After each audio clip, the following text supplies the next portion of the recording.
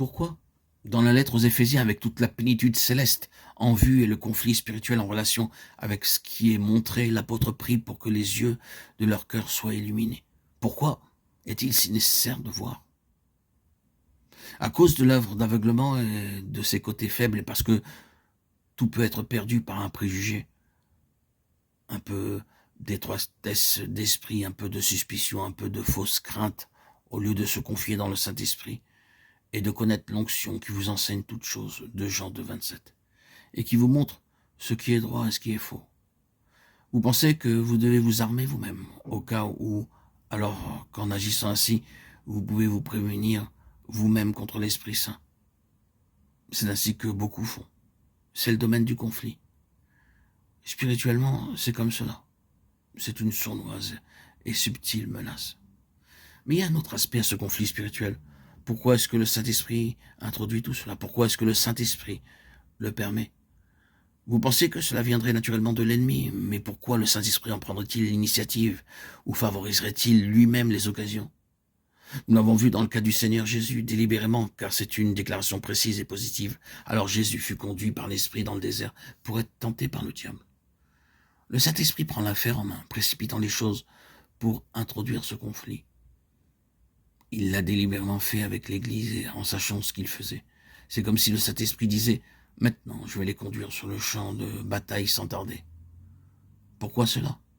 Au moins pour une chose, parce que c'est une affaire spirituelle, un héritage spirituel. Parce qu'il y a des forces spirituelles qui ont usurpé la position et qui doivent être délogées. Mais aussi parce que nous croissons spirituellement seulement par le conflit. Le Seigneur s'intéresse à nous. C'est peut-être difficile pour nous quand un prédicateur sur une estrade déclare « Vous allez avoir des difficultés parce que le Seigneur s'intéresse à vous. Il permet au diable de vous assaillir parce qu'il désire votre bien-être. » Ce sera peut-être difficile pour nous d'accepter une telle déclaration. Cependant, peu de temps après, l'ennemi viendra et commencera à faire son terrible travail.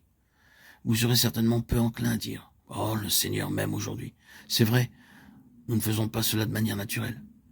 Mais n'est-ce pas un fait, n'est-ce pas vrai dans l'expérience, vrai dans notre histoire, et donc vrai en tant que principe, que nous ne faisons jamais de progrès spirituel et qu'il n'y a jamais de croissance sauf à travers le conflit?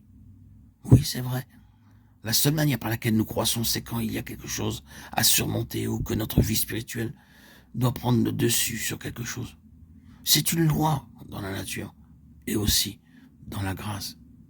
Il n'y a aucun progrès sans lutte. Veuille Dieu que nous puissions être capables de regarder à lui à chaque instant. Nous croyons que cela peut être vrai comme un fait objectif, mais qu'il nous délivre d'être seulement saisis par une vérité.